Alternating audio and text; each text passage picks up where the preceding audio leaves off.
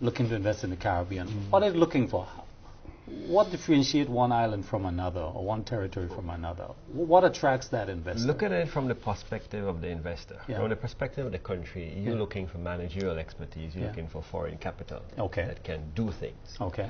From the point of view of the investor, he is looking to marry his capital, technology, etc., with high productivity levels. So he's looking basically for labor, competitive, educated, highly productive labor.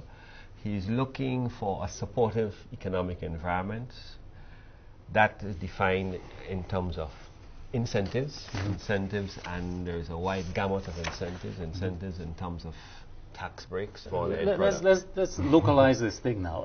In terms of Grenada, would you say that the investments we've had they have been balanced, meaning tongue and country? Are you satisfied? What's your assessment of this? Well, generally speaking, when we look over the years, we've heard a lot of talk about foreign investment.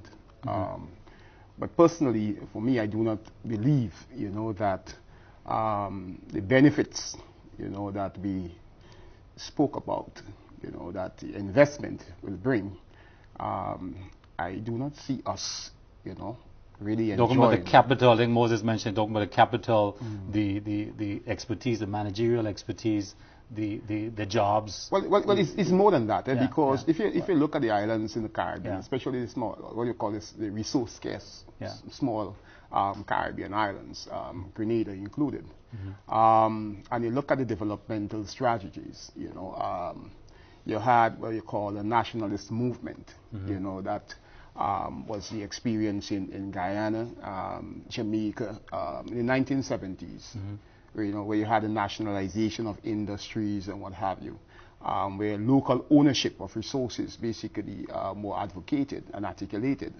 And you also have a second developmental strategy where islands decided to open up the economies, to foreign investment and what have you, But when we look at some of the Caribbean islands, Grenada included, one would wonder whether or not it is real foreign investment, Explain that. Well, Elaborate basically, that. Yes. What exactly are you saying?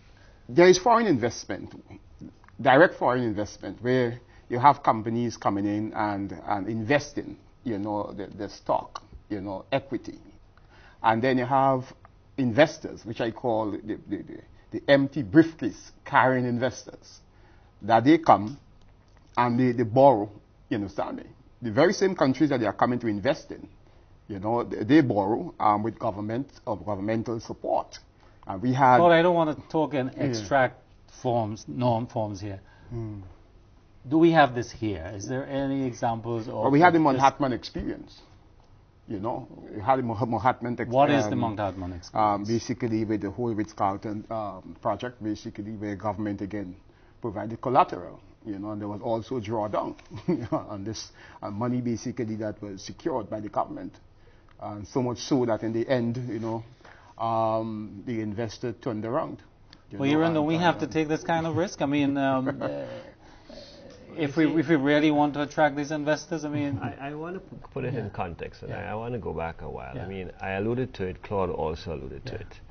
We pursued in the Caribbean in the 60s, early 70s, this industrialization by invitation, because agriculture was not providing the necessary drive and impetus for the economy. So we saw some hope in the manufacturing sector.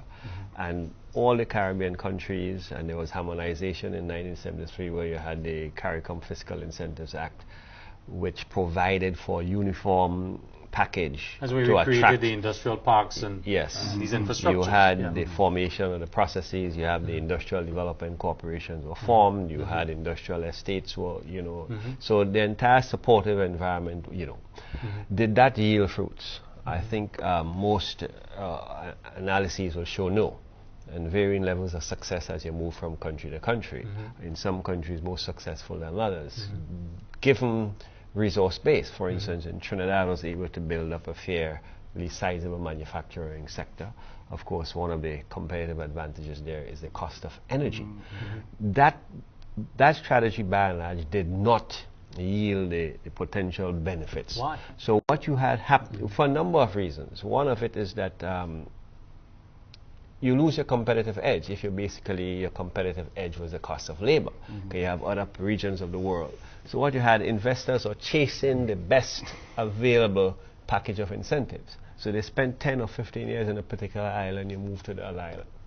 That's why we had a harmonized scheme. But you would move from CARICOM to a different, Santo Domingo, Mexico, and this recently is what we call the boom and bust approach. So that strategy failed, and what you had happening was there was a shift in strategy. So you had the nationalism Claude alluded to, you had democratic socialism in Jamaica, you have the cooperative socialism in Guyana, you had Grenada's experiment. That also failed. We have to take a short break here, but when we get back, gentlemen, we want to look at what happened next. What was the next stage of investments in the Caribbean, and particularly in Grenada? We'll be right back.